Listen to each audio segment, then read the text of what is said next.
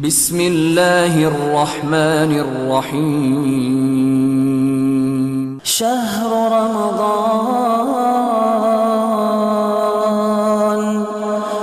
رمضان الذي انزل فيه القرآن.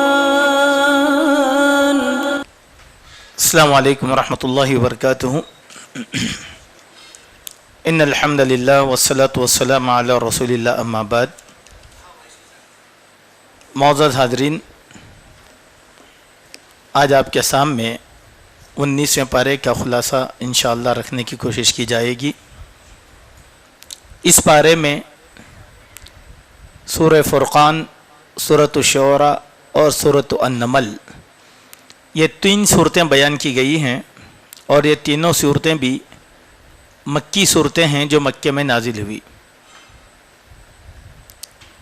سورہ فرقان کی آیت نمبر 23 میں اللہ سبحانہ و تعالیٰ نے کفار کے اعمال کا تذکرہ فرمایا ہے کہ وَقَدِمْنَا إِلَى مَا عَمِلُوا مِنْ عَمَلٍ فَجَعَلْنَاهُ هَبَاءً مَنْثُورًا، کہ کفار نے جو بھی اعمال کیے ہیں، بھلائی کے، اچھائی کے، رفاہی کام، انسانیت کے کام، تو ان کے ان کاموں کا آخرت میں کسی قسم کا کوئی بدلہ نہیں دیا جائے گا، بلکہ ان کے کاموں کو ہم ذرہ ذرہ بنا دیں گے.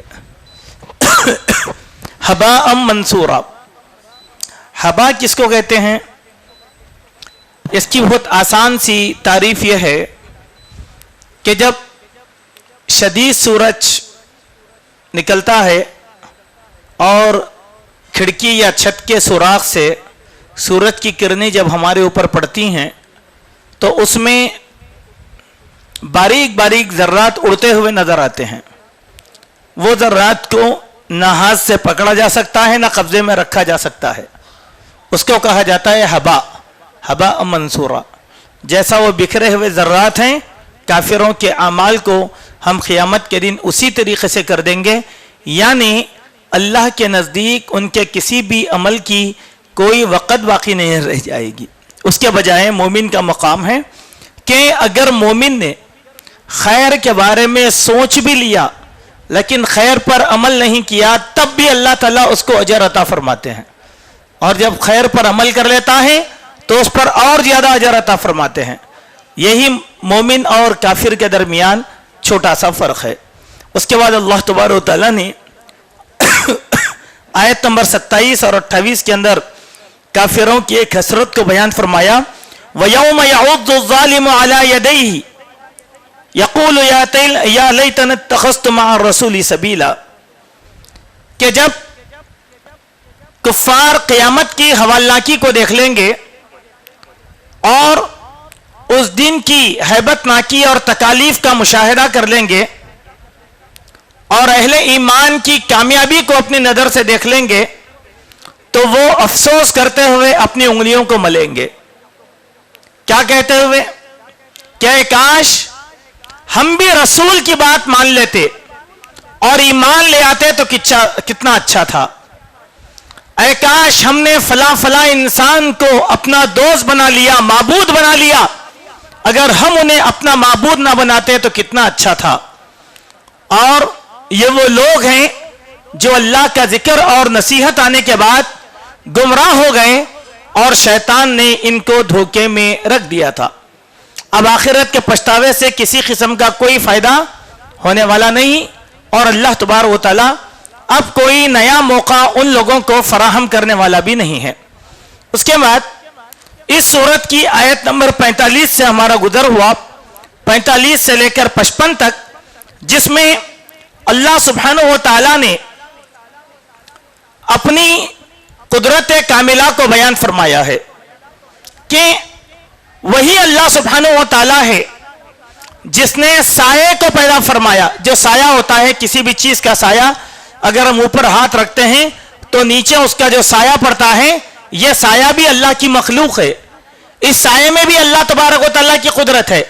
تو اللہ تعالیٰ فرماتے ہیں کہ اللہ سبحانہ و تعالیٰ نے کس طریقے سے سائے کو پیدا فرمایا، کیا کبھی تم نے غور کیا؟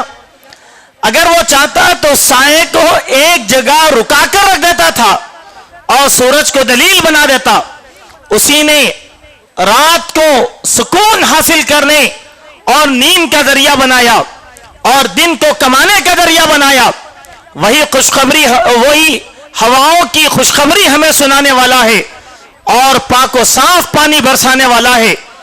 اسی پانی سے مردہ سوکھی ہوئی زمینیں زندہ ہو جاتی ہیں اور سارے جاندار اور انسان اسی سے سیراب ہوتے ہیں. وہی اللہ ہے جس نے دو سمندروں کے بیچ میں پردے کو بنا دیا اور میٹھے و کھارے پانی کو الگ الگ کر دیا. وہی اللہ ہے جو انسان کو پانی سے پیدا کیا اور اسے حسب و نسب والا اور داماد والا بنایا. اس کے باوجود لوگوں کا یہ حال ہے کہ وہ معبودان باطل کی عبادت کرنے میں لگے ہوئے ہیں جو نہ نفع پہنچا سکتے ہیں اور نہ نقصان پہنچا سکتے ہیں. یہ پوری آیتوں میں اللہ تعالیٰ کی قدرت کاملہ بیان کی گئی ہے. اس میں کئی باتیں تو ایسی ہیں جس کو ہم دیکھتے ہیں لیکن غور نہیں کرتے. سائے پر کبھی ہم نے غور نہیں کیا کہ سایہ بھی اللہ کی قدرت کے قائل ہونے کی ایک دلیل ہے. ان آیتوں میں ایک دوسری بات یہ بیان کی گئی کہ کھارے پانی اور میٹھے پانی کے سمندروں کو اللہ تبارک و تعالیٰ نے الگ الگ کر کے رکھ دیا ہے. نہ کھارا میٹھے میں خلط ملط ہوتا ہے اور نہ میٹھا کھارے میں خلط ملط ہوتا ہے. یہ اللہ تبارک و تعالیٰ کی قدرت ہے.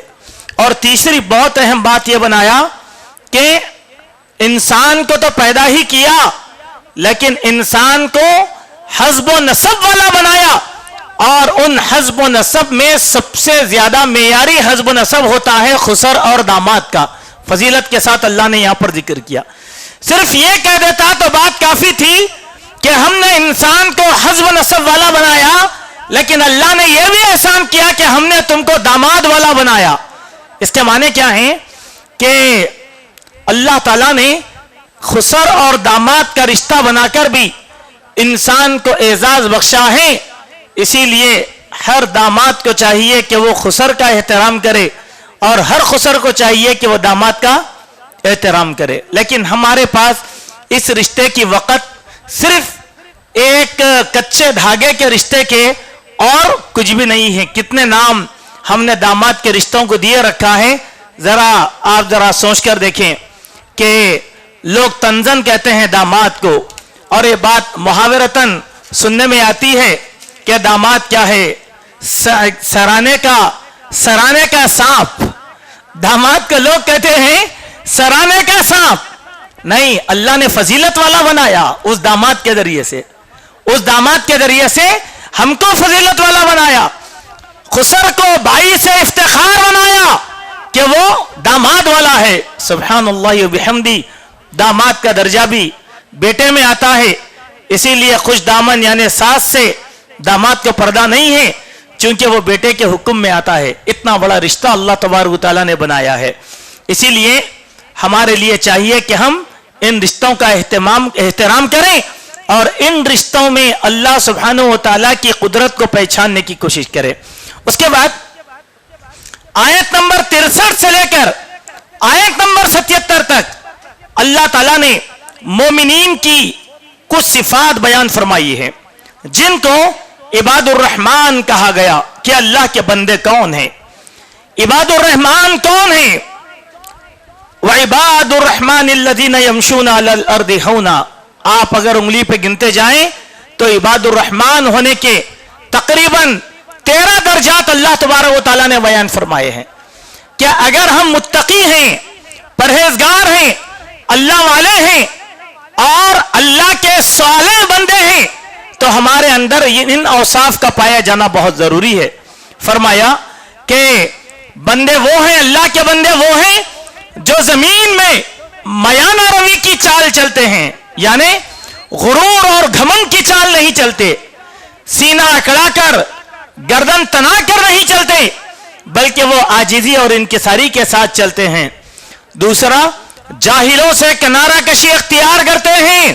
جب کوئی بھی جاہل ان لوگوں سے بات چیت کرتا ہے تو وہ جاہلوں کے منہ نہیں لگتے بلکہ سلام کر کے نکل جاتے ہیں. پھر اللہ نے ان کی ایک اور صفت بیان فرمایا کہ وہ راتوں میں اٹھ کر اللہ تبارک و تعالیٰ کے لیے سجدہ کرتے ہیں، یعنی قیام اللیل کا اہتمام کرتے ہیں. جب دنیا سو جاتی ہے تو آدمی اٹھ کر اپنے اللہ تبارک و تعالیٰ کو منوا لیتا ہے اور کھڑے ہو کر عبادت کرتے ہیں. عبادت کی فضیلت یہ ہے کہ آدمی کھڑے ہو کر عبادت کرے، اور اس کے معنی یہ نہیں کہ بیٹھنا نہیں چاہیے. اگر آدمی کے استطاعت نہ ہو، پیروں میں درد ہو، مجبوری ہو، ایسے شرعی عذر کی بنیاد پر وہ بیٹھ تو سکتا ہے، لیکن اللہ تعالیٰ کو کھڑے ہو کر نماز پڑھنا یا عبادات کرنا یہ بہت پسند ہے. پھر اس کے بعد فرمایا کہ اللہ کے بندے وہ ہیں جو جہنم کے عذاب سے پناہ مانگتے ہیں. سبحان اللہ. ربنا اصرف عنا عذاب جہنم ان عذابها كان غراما. اللہ اکبر. اے اللہ ہم کو جہنم کی آگ سے بچا لے. اور میرے بھائیوں، اللہ کے پیارے نبی اور دیگر انبیاء کی دعاؤں میں کثرت کے ساتھ یہ بات ملتی ہے کہ وہ جہنم سے آزادی کی دعائیں بہت زیادہ کیا کرتے تھے. کیوں؟ ایک نبی ہوتے ہوئے اس نبی کو جہنم سے آزادی کا مطلب کیا ہے؟ جہنم کی حوالہ کی، جہنم کی حوالہ کی، اس کی ہیبت نہ کی. اس سے ہر انسان کو خوف زدہ ہونا ہے. انبیاء بھی اسی سے خوف زدہ ہوا کرتے تھے. پھر اس کے بعد اہل ایمان کی، عباد الرحمن کی یہ صفت بتایا کہ جب وہ خرچ کرتے ہیں تو خرچ کرنے میں اسراف نہیں کرتے، بلکہ درمیانی راستہ یعنی اعتدال کا راستہ اختیار کرتے ہیں. معنی کیا ہے؟ میری دولت، میری مرضی یہ نہیں کرتے کہ میں جیسے چاہوں اس طریقے سے اپنی دولت کو اسراف کرتا پھروں، خرچ کرتا پھروں. جیسے آج ہماری عادت ہے کہ ہم اعتراض کرتے ہیں، آپ کے کیا جانے، ہماری کمائی ہے، ہم جیسے چاہے ویسے صرف کرتے ہیں، تم کون روکنے والے ہو؟ نہیں میرے بھائی، اعتدال کے ساتھ خرچ کرنا، خواہشات کی بنیاد پر خرچ کرنا دین اسلام نے اس کی اجازت نہیں دی. اسراف کرنے والوں کے بارے میں اللہ تعالیٰ نے فرمایا ان المبذرین کانوا اخوان الشیاطین. فضول خرچی کرنے والے یہ شیطان کے بھائی ہیں. فضول خرچی کے معنی کیا ہے؟ آپ کے گھر میں کھانا تیار ہے، آپ کھانے سے پیٹ بھر جاتا ہے، لیکن آپ کہہ رہے کہ نہیں آج چلو ہوٹل میں کھا لوں گا. کیوں؟ گھر میں کھانا نہیں ہے آپ کا؟ گھر میں ہے نا کھانا. ہوٹل میں بالکل کھائیے آپ اس وقت جب آپ کو حاجت ہو، لیکن خواہش یہ فضول خرچی کی نشانی ہے. جیسے ہمارے پاس فضول خرچی بہت ہے آج کے زمانے میں. کسی کی دعوت ہے، کسی کا دعوت نامہ آیا، دعوت میں جانے کے لیے فضول خرچی کہ میں نئے کپڑے پہن کر جاتا ہوں. ارے بھئی وہ اس کا دعوت سے آپ کے نئے کپڑوں کا کیا تعلق ہے؟ کہا کہ نہیں یہ کپڑے کئی مرتبہ پہن لیا. عورتوں میں بھی یہ جذبہ ہے، مردوں میں بھی یہ جذبہ ہے. فضول خرچی. اللہ کے نبی نے کہا جو اچھا کپڑا ہو وہ نماز کے لیے، عیدین کے لیے دعوتوں میں پہن کر چلے جاؤ، جو صاف کپڑا ہو. لیکن ہم لوگ کیا کرتے ہیں کہ دعوت کسی کی ہے لیکن خرچ کسی اور کا ہے. تو فضول خرچی کی ایک مثال ہمارے پاس ہے. لیکن اللہ کے بندے فضول خرچی نہیں کیا کرتے تھے. دیکھیے صحابہ کا طریقہ کیا تھا. اگر کوئی حاجت کی چیز صحابہ کرام کے پاس آتی، اگر انہیں ضرورت ہوتی تو صحابہ کرام رکھ لیتے، اگر حاجت نہیں ہوتی تو کیا کرتے؟ نہیں مجھے تو حاجت نہیں ہے، تم فلاں کو دے دو، تم فلاں کو دے دو، اس کو حاجت ہے. لیکن یہ دل گردہ آج ہمارے پاس نہیں ہے. ہمارے پاس کیا ہے؟ ہر چی آمد در گھسیٹ، عام ہو یا کویٹ، جو بھی ہو آنے دو ہمارے پاس. نہیں، دوسروں کا خیال کرو. اہل ایمان کی صفت، صحابہ کی صفت جو قرآن میں بیان کی گئی وہ یہ ہے وَيُؤْثِرُونَ عَلَىٰ أَنفُسِهِمْ وَلَوْ كَانَ بِهِمْ خَصَاصَةٌ. اپنی ضرورتوں کی شدت کو وہ محفوظ کر لیتے تھے، لیکن دوسری لوگوں کی ضرورتوں پر اپنی چیز کو قربان کر دیا کرتے تھے. یہ وصف جب تک نہیں آئے گا اس وقت تک بندہ عباد الرحمن میں اپنے آپ کا شمار نہیں کر سکتا. پھر اس کے بعد فرمایا وہ اللہ کے ساتھ کسی کو شریک نہیں کرتے، ناحق کسی کو قتل نہیں کرتے، اللہ کی ذات کے ساتھ کسی کو شریک نہیں، اور نہ ناحق کسی کا قتل. ہاں اگر حق ہے قتل کا تو اس سے انتقام لیا جا سکتا ہے. جیسے قصاص, قتل کے بدلے میں قتل کرنا, لیکن معاف کرنا اس سے زیادہ افضل قرار دیا اللہ سبحانہ و تعالیٰ نے. تو ناحق کسی کو قتل نہیں کرتے اور اللہ کی ذات میں شرک نہیں کرتے.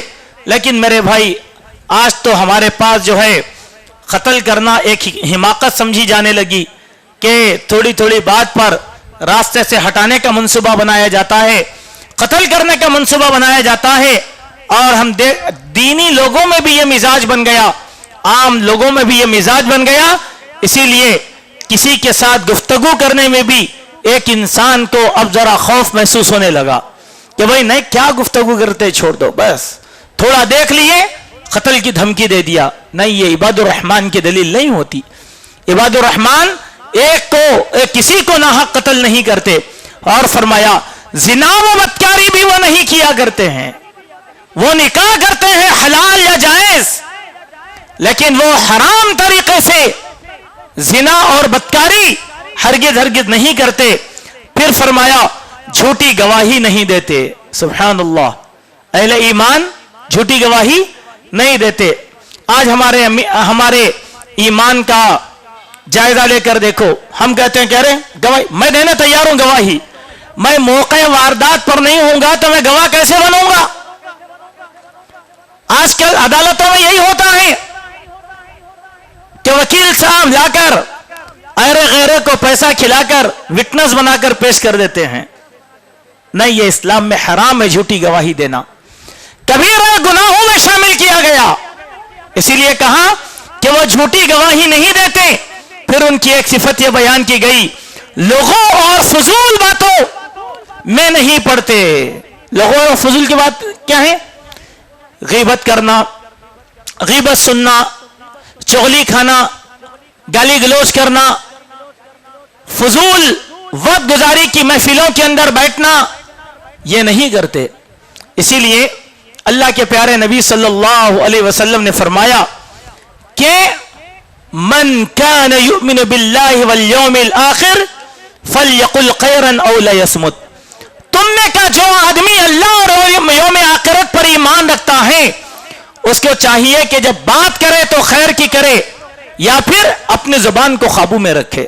اللہ اکبر, بری بات نہ کرے, چغلیوں کی بات نہ کرے, غیبتوں کی بات نہ کرے, دھمکیوں کی بات نہ کرے, مذاق کی بات نہ کرے. یہ عباد الرحمن کی عادتوں کے بالکل خلاف ہے. پھر اس کے بعد فرمایا کہ جب بھی ان کے سامنے اللہ کا ذکر کیا جاتا ہے تو اللہ کے ذکر کو غور سے سنتے ہیں. سبحان اللہ, اللہ کے ذکر کو غور سے سنتے ہیں, یعنی انسنی کر نہیں چلے جاتے. لیکن بھائی آج ہم کیسے اللہ کے بندے ہیں کہ اللہ کے ذکر سننے میں ہی ہمارے پاس وقت نہیں ہے.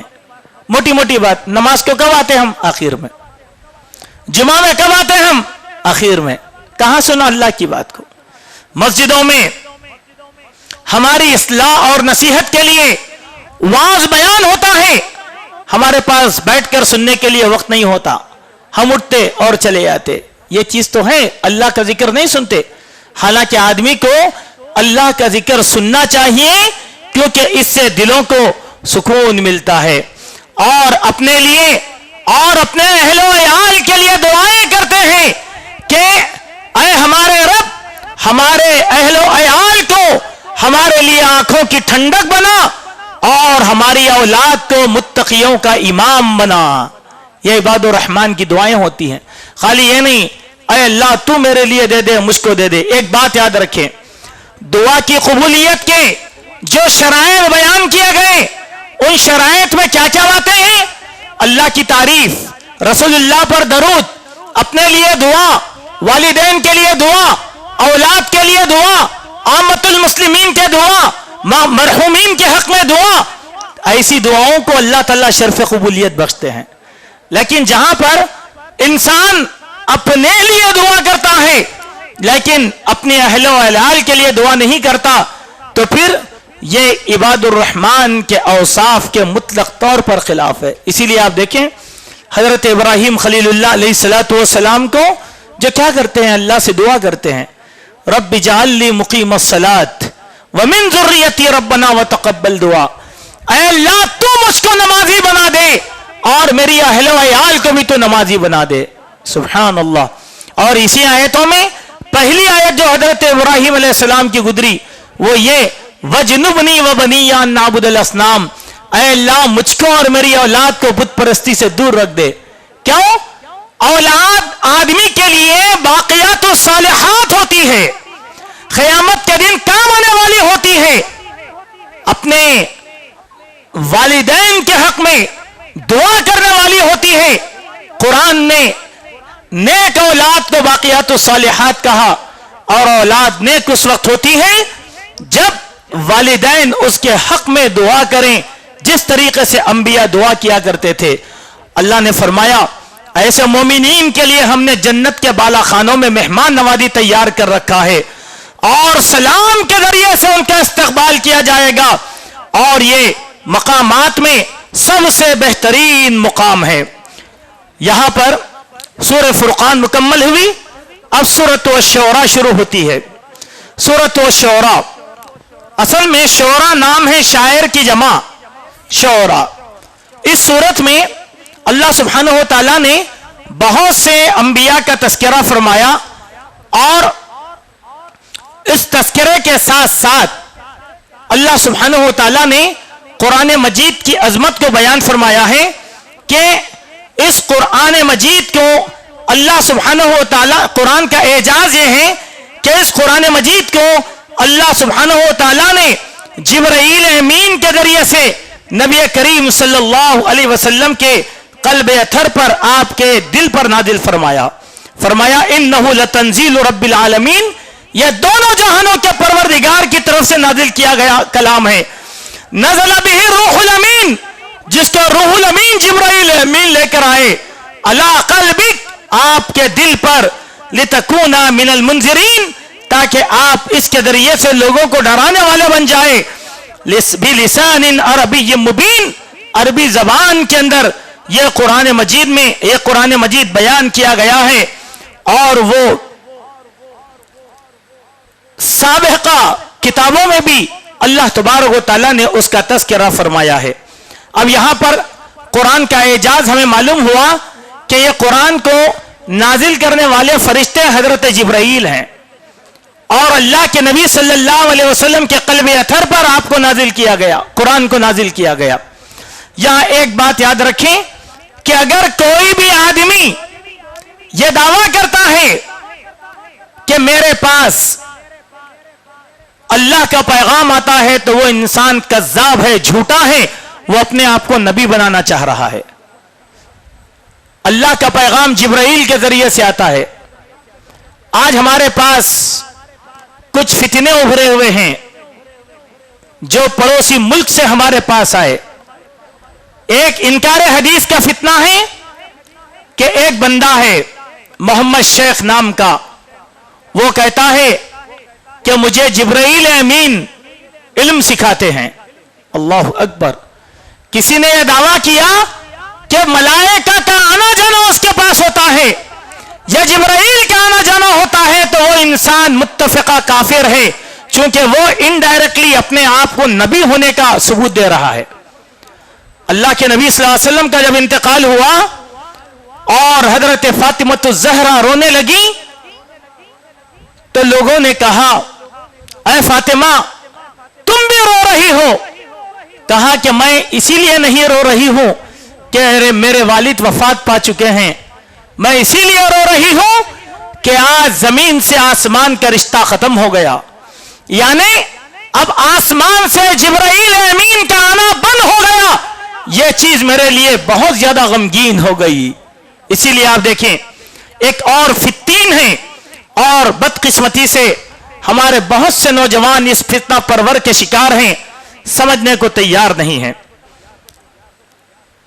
وہ بھی پڑوسی ہی ملک کا کہ مرزا علی انجینئر، وہ کیا کہتا ہے، اس سے کچھ لوگوں نے سوال کیا کیونکہ اس کے دعوے یہ ہیں کہ محدثین سے زیادہ علم اس کے پاس ہے، ائمہ سے زیادہ علم اس کے پاس ہے.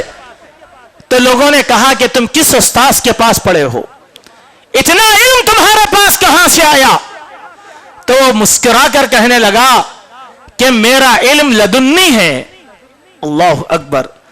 علم لدنی کے معنی کیا ہیں؟ کہ میں تو کسی سے نہیں سیکھا بلکہ اللہ تعالیٰ خود بخود مجھ کو سکھا دیتا ہے. انڈائریکٹلی وہ نبوت کا دعویٰ کر رہا ہے کہ فرشتے اس کو سکھا دیتے ہیں اور اللہ تعالیٰ کی طرف سے وحی اس کو ہوتی ہے. اسی چیز کو لدنی کہا جاتا ہے. اللہ اکبر. لوگ اس کی پیروی کر رہے ہیں. یہاں دیکھیں, جب تک جبرائیل امین کی طرف سے وحی نہیں لائی گئی اللہ کے نبی نے امت مسلمہ کو کوئی پیغام نہیں پہنچایا. آپ نے وحی کا انتظار کیا اور وحی لانے والے فرشتے کا نام تھا روح الامین, روح القدس, جبرائیل علیہ السلام. اور یہی جبرائیل ہیں جن کے دشمن یہودی ہیں, چونکہ وہ کہتے ہیں کہ جبرائیل ہم پر عذاب لایا اسی لیے ہم اس کی بات نہیں مانیں گے. اس کے بعد آیت نمبر 224 سے لے کر 227 میں شعراء کی برائی بیان کی گئی ہے. فرمایا گیا کہ وَالشُّعَرَاءُ يَتَّبِعُهُمُ الْغَاوُونَ, یہ شعراء وہ ہیں جو بہکے ہوئے لوگ ان کی پیروی کرتے ہیں. بذات خود شاعری حرام نہیں ہے, چونکہ صحابہ کی بہت بڑی جماعت شاعری کیا کرتی تھی. شاعری کی اقسام ہیں, طریقے ہیں. یہ وہ شعراء ہیں جو لوگوں کو اللہ سے غافل کرتے ہیں. یہ وہ شعراء ہیں جو توحید کے خلاف بات کہتے ہیں.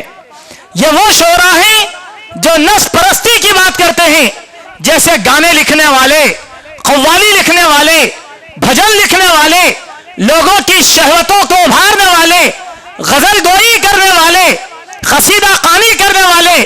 یہ ایسے شعراء کی مذمت یہاں پر بیان کی گئی ہے. ورنہ شاعری میں رضیہ شاعری, اسلامی شاعری, حوصلہ مند شاعری اور مسلمانوں کو جگانے والی شاعری, ایسی شاعری جائز ہے. اللہ کے پیارے نبی جناب محمد رسول اللہ صلی اللہ علیہ وسلم کے ایک خاص صحابی تھے جن کا نام تھا حضرت حسان ابن ثابت رضی اللہ عنہ.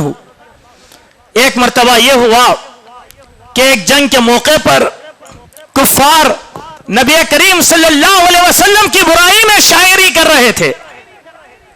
تو حضرت حسان اللہ کے نبی علیہ السلام کی طرف سے جواب دے رہے تھے اور کہہ رہے تھے کہ مزت الدہور وما اتینا بمثلہ وَلَقَدْ رَآ فَاجِزْنَا النَّدْرَائِهِ. ایک ساتھ حضرت حسان ابن ثابت کے 100 اشعار ہیں جو اللہ کے نبی کی مدح گوئی کے اندر لکھے گئے ہیں, اور اللہ کے نبی ان اشعار کو سن رہے تھے. جب شاعری میں کفار کا جواب حضرت حسان نے دیا تو اللہ کے نبی صلی اللہ علیہ وسلم نے حضرت حسان کو جنت کی دعا دی. فرمایا جزاؤک الجنہ عند اللہ یا حسان, اے حسان تمہارا مقام تو اللہ تعالیٰ کے پاس جنت کی شکل میں ہے. سبحان اللہ سبحان اللہ. حضرت عبداللہ بن رواحہ, حضرت علی مرتضی اور بہت سے صحابہ کرام ہیں جو شاعری کیا کرتے تھے. وہ شاعری رجیہ شاعری ہوا کرتی تھی, جیسے اقبال کا کلام ہمارے پاس اردو زبان میں ہے. اور میں سمجھتا ہوں کہ سوائے اقبال کے بڑے شاعروں میں, سوائے اقبال کے کسی نے قرآن کی, سنت کی, تاریخ اسلام کی اور مسلمانوں کی حوصلہ افزائی نہیں کی ہے اپنے شاعری میں سوائے اقبال کے. اور اقبال نے ایسی کوئی فرسودہ اور بےزودہ شاعری نہیں کی جیسے غالب نے کیا تھا, جیسے میر تقی میر نے کیا تھا. یہ سب غزل گو شعراء تھے, لیکن اقبال اسلام کا شاعر تھا. اسلام کا شاعر تھا جو اپنی شاعری میں مسلمانوں کو جگانے کا فن جانتا تھا. صحابہ کے طرز پر وہ شاعری کیا کرتا تھا. تو ایسے شعراء کی مذمت ہمارے پاس بیان کی گئی جو ہیجان بپا کرتے ہیں, لوگوں کو عبادات سے غافل کر دیتے ہیں, لوگوں کو فضولیات کے اندر لگا دیتے ہیں. اسی لیے کہا گیا گانے سننا حرام ہے, کیونکہ گانے شہوتوں کو بھڑکا دیتے ہیں. ایسے شعراء کی مذمت اللہ سبحانہ و تعالیٰ نے کیا. اس کے بعد سورہ نمل کا آغاز ہوا. اس میں 93 آیتیں ہیں. اس کی کچھ اہم آیتیں ہم آپ کے سامنے رکھتے ہیں. النمل دراصل چونٹی کو کہتے ہیں. اس میں چونکہ چونٹیوں کا ذکر آیا اسی لیے اس سورت کا نام سورہ نمل رکھ دیا گیا. اس صورت میں بہت سے واقعات بیان کیے گئے ہیں, لیکن اصل واقعہ جو مدعا ہے اس مدعے کو میں آپ کے سامنے رکھتا ہوں کہ آیت نمبر 15 سے لے کر آیت نمبر 44 تک اللہ سبحانہ و تعالیٰ نے حضرت داؤد اور سلیمان کا تذکرہ کیا ہے, اور بڑا نصیحت آموز تذکرہ ہے. وَلَقَدْ آتَيْنَا دَاوُودَ وَسُلَيْمَانَ عِلْمًا, ہم نے داؤد اور سلیمان کو علم عطا فرمایا. وقال الحمد للہ الذی فضلنا علی کثیر من عباده المؤمنین, اے اللہ ہم تیری تعریف بیان کرتے ہیں, حمد و ثنا بیان کرتے ہیں کہ روئے زمین کے سارے مومنین میں تو نے ہم کو فضیلت عطا فرمایا, باپ کو بھی نبی بنایا اور بیٹے کو بھی نبی بنایا, اور ہمارے لیے بہت سی صنعتیں دی اور ہم کو بادشاہت عطا فرمایا. پھر اللہ ان کی شکر گزاری کی علت بیان کی گئی. وَوَرِثَ سُلَيْمَانُ دَاوُودَ, سلیمان داؤد کے وارث ہوئے اور وہ کہنے لگے یا ایھا الناس, اے لوگوں, علمنا منطق الطیر, ہم کو پرندوں کی بولی سکھائی گئی. وَأُوتِينَا مِن كُلِّ شَيْءٍ, اللہ تعالیٰ نے ہر قسم کی نعمتیں ہم کو عطا کیا. اللہ تعالیٰ نے حضرت سلیمان علیہ السلام کو پرندوں کی بولی عطا فرمایا, اور پر سلیمان کے لشکر میں جہاں پر جنات تھے, انسان تھے, وہاں پر پرندے بھی تھے. ایک مرتبہ کی بات ہے کہ حضرت سلیمان اپنے لشکر کو لے کر چل رہے ہیں اور چونٹیوں کی وادی سے گزرے جس کو وادی النمل کہا گیا. تو چونٹیوں کی سردار نے تمام چونٹیوں کو چیخ کر کہا یا ایھا النمل ادخلوا مساکنکم, اے چونٹیوں کی جماعت تم اپنے اپنے بلوں میں داخل ہو جاؤ, گھروں میں داخل ہو جاؤ. لا یحطمنکم سلیمان وجنودہ, ورنہ سلیمان اور اس کا لشکر تم کو رون کے رکھ دے گا. وہم لا یشعرون, اس لیے کہ وہ تم سے بے شعور ہیں. معنی کیا ہے؟ تم پر جبرن تم کو رون کر دے رکھیں گے. تم چھوٹی چھوٹی مخلوق ہو, آنکھ سے نظر نہیں آتی ہو, کہیں سلیمان کا لشکر چلے جائے, ان کے لشکر کے قدموں میں دم توڑ نہ دو اور یہ چیز تمہارے اوپر ظلم نہ ہو جائے. اللہ اکبر. کس نے کہا؟ چونٹیوں کی سردار نے کہا. قالت نملۃ, پورے چونٹیاں نہیں بولے, ایک. معنی کیا ہے؟ سوائے انسان کے ساری مخلوقات لیڈرشپ کے اندر زندگی گزارتی ہیں, حتیٰ کہ اللہ تعالیٰ نے چونٹی کو لیڈرشپ عطا فرمایا کہ کوئی بھی چونٹی اپنے لیڈر کے حکم کے بغیر کوئی کام نہیں کرتی. اسی لیے آپ دیکھیں کہ اگر اس کنارے سے چونٹی جا رہی ہے, ایک کنارہ پکڑ کر چونٹی نکل جائے گی, ہمارے سارے علاقے کو وہ آلودہ نہیں کرے گی بلکہ اپنی لائن میں نکل جائے گی, اپنی لائن میں نکل جائے گی. یہی لیڈرشپ اللہ سبحانہ و تعالیٰ نے شہد کی مکھیوں کے اندر عطا فرمایا کہ ان کے پاس بھی ایک لیڈرشپ ہے اور وہ اپنے لیڈر کی بات کو سنتے ہیں. لیکن حضرت انسان ایسے ہیں کہ وہ کسی کی لیڈرشپ سننا نہیں چاہتے. یہی تو چیز ہے انسان کے زوال کی, یہی تو تباہی ہے. اس آیت سے ہمیں یہ پیغام ملتا ہے کہ اگر کوئی انسان لیڈر کے تحت زندگی گزارے گا تو وہی کامیاب رہے گا, ظلم و ستم سے بچے گا اور نجات پائے گا. اگر وہ تنہا زندگی گزار لے گا تو رون کے رکھ دیا جائے گا. اسی لیے آپ دیکھیں اللہ کے نبی نے کیا فرمایا؟ امیر کی اطاعت کرو.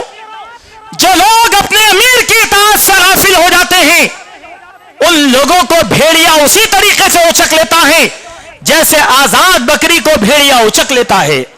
سبحان اللہ. آج ہمارے نوجوان گمراہ ہو رہے ہیں, مسلم قیادت کی کمزوری کا نتیجہ ہے. چاہے وہ سیاسی ہو, چاہے وہ مذہبی ہو, آج مسلمان نشانہ بنائے جا رہے ہیں. یہ سیاست, یہ قیادت کی کمزوری کا نتیجہ ہے. ورنہ اگر مضبوط اگر قیادت ہوتی تو کوئی مسلمان کی طرف آنکھ ڈالنے کی جرت نہیں کر سکتا. یہ چیز ہم کو سورہ نمل سکھاتی ہے. بلوں میں گھس گئی اور جو ہے اپنے جانوں کی حفاظت کر لیا چونٹیوں نے. حضرت سلیمان علیہ السلام کو اللہ تعالیٰ نے چونٹیوں کے فہم و فراست بھی عطا فرمایا تھا. لہذا کیا ہوا؟ فَتَبَسَّمَ ضَاحِكًا مِّن قَوْلِهَا, چونٹی کے اس بول کو سن کر حضرت سلیمان مسکرا گئے کہ मासूम सी जान है, लेकिन बात कितनी बहम बता दिया उसने। वकाल, और अपने रब से कहने लगे, रब्बी औज़िनी अन अश्कुरा निअमतक अल्लती अनअमता अलैया, ऐ मेरे अल्लाह, मैं तेरी इस नेमत पर शुक्रिगुजार बनना चाहता हूं जो तूने मुझको अता फरमाया, मुझको दिया, मेरे वालिदैन को अता फरमाया। व अन आमल सालिहन तरदाहु, ऐ मेरे अल्लाह, तू मुझको ऐसी तौफीक अता फरमा कि मैं जो है अमल साले करूं जिससे तू राजी हो जाए। वादखिलनी बिरहमतिका फी इबादिका सालिहीन, और ऐ अल्लाह, तेरे रहमत की आगोश में ले ले, तेरे जो है साले बंदों में हमारा शुमार फरमा। यहां दूसरा नुक्ता मिलता है। दूसरा नुक्ता क्या है? जब अल्लाह तबारक व तआला हमने के किसी इंसान को आम इंसानों के मुकाबले में बरतरी देता है, फजीलत अता फरमाता है, चाहे इल्म हो, दौलत हो, अखलाक हो, लीडरशिप हो, हम लोगों को अल्लाह का शुक्रगुजार बंदा बनना चाहिए। अल्लाह का ये नहीं मैं बड़ा बन गया, मैं रुस्तुम ज़मा बन गया, नहीं, सारे मोमिनों में अल्लाह ताला ने एक मोमिन को फजीलत अता किया, इस पर वो अल्लाह का शुक्रगुजार बंदा बन जाए। कितनी नेमतें हैं जिसको अल्लाह तबारक व तआला ने हमें अता फरमाया। उसके बाद बड़ी अहम बात है, देखिए अकीदे की बात आती है यहां पर। एक दिन यह हुआ कि सुलेमान अलैहिस्सलाम ने अपने इंतहाई करीबी कबर रसा परिंदे हुदहुद को अपने दरबार से गायब पाया, तो सुलेमान गुस्सा हो गए और कहने लगे, क्या बात है कि आज हुदहुद गायब हो गया, कहीं ये हमसे बगावत तो नहीं? अब उसको आने दो, मैं उसको ज़िबा कर दूंगा, या फिर वो कोई नई खबर लेकर मेरे पास आए। हुस्न ज़न भी था, कहीं ना कहीं गया होगा कोई खबर लाने के लिए, बगावत तो नहीं कर सकता। अगर बगावत किया तो ज़िबा कर दूंगा, वरना कोई नई खबर वो लेकर आए।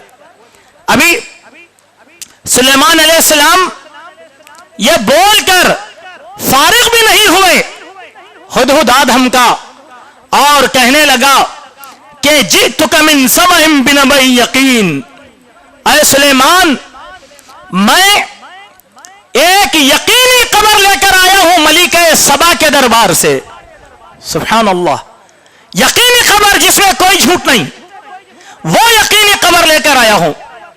कहा कि बतलाओ क्या खबर है? अब देखिए यहां पर बहुत बारीक बात है, यह समझने की कोशिश करें। फरमाया, इन्नी वजदतु इमरातन तमलिकुहुम, मैंने एक ऐसी औरत को देखा जो महारानी है, और वो उतियत मिन कुल्लि शैइन वलहा अर्शुन अज़ीम, हर नेमत अता की गई और उसका एक अर्श भी है जिस पर वो बैठा करती है।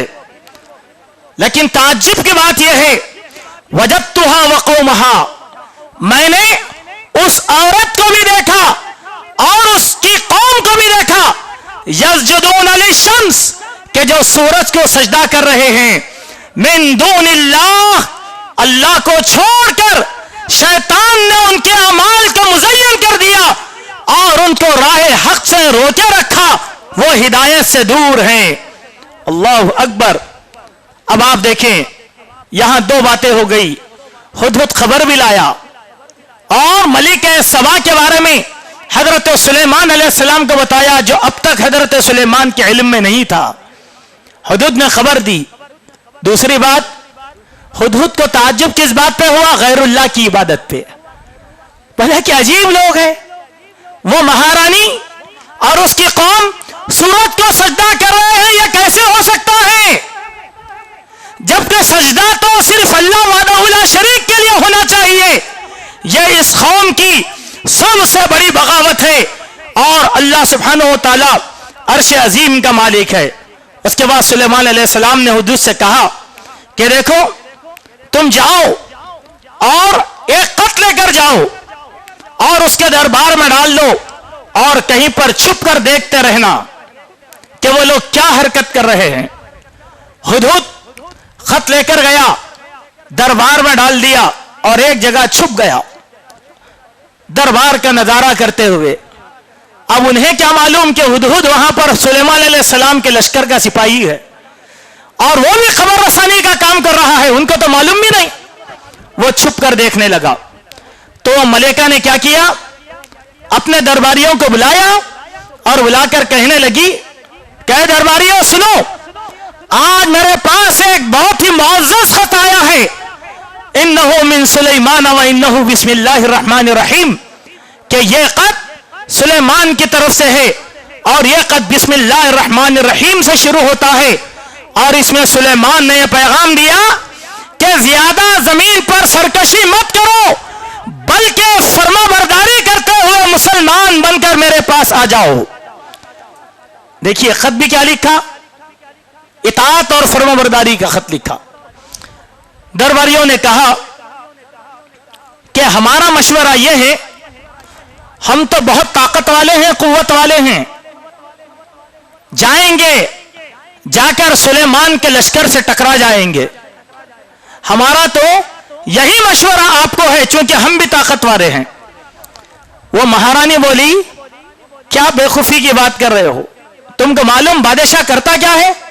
اب بتلایا، ان الملوک اذا دخلوا قریة افسدوها وجعلوا عزت اہلها ذلہ. جب بادشاہ کسی ملک پر حملہ آور ہوتا ہے تو وہاں پر تباہی مچاتا ہے اور وہاں کے عزت داروں کو ذلیل اور رسوا کر دیتا ہے. کیا رسوائی کرنے کے لیے تم تیار ہو؟ کیا تم اس رسوائی کو سہنے کے لیے تیار ہو؟ کہا کہ نہیں، میں تو سلیمان کے پاس جو ہے، سلیمان علیہ السلام کے پاس جوابی مراسلہ بھیجوں گی اور ہدیہ بھیجوں گی اور میں دیکھوں گی کہ سلیمان جو ہے کیا اقدام کرتے ہیں، میں تو جوابی مراسلہ بھیج دوں گی. اس کے بعد سلیمان علیہ السلام نے اپنے لشکر سے کہا کہ تم میں کوئی ایسا ہے جو ملک سبا کا تخت میرے پاس لا سکتا ہے؟ سبحان اللہ. تو ایک جن نے کہا کہ میں یہ تخت لے کر آؤں گا جب تک کہ آپ پلک جھپکیں، اتنی دیر میں تخت لے کے آ جاؤں گا ملک سبا کا. پھر اس کے بعد فرمایا کہ ایک آدمی تھا، وقال الذي عنده علم من الكتاب، جو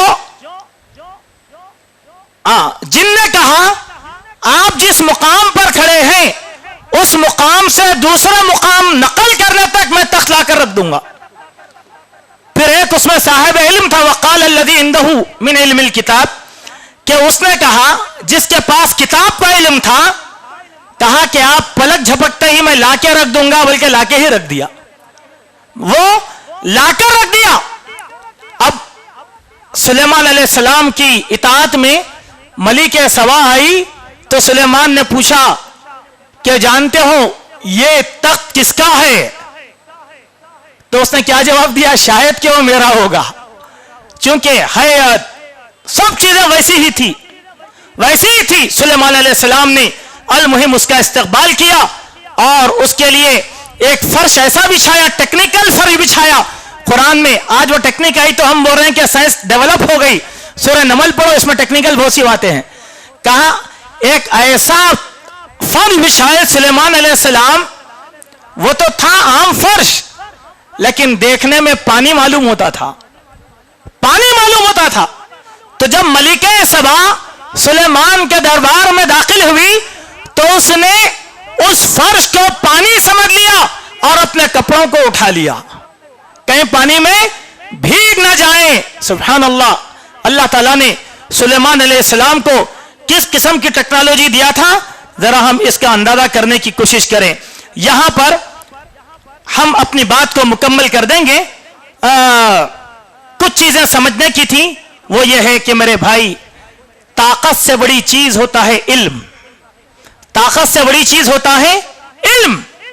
اگر آدمی کا علم ہو تو انقلاب آئے گا. اسی لیے ہمارے نبی نے علم کو ترجیح دیا. اور علم بھی کون سا؟ وقال الذی عنده علم من الکتاب، کہ کتاب کا علم چاہیے. کون سی کتاب؟ اللہ کی کتاب. اللہ کی کتاب. اس کتاب کا علم قرآن کا علم جب تک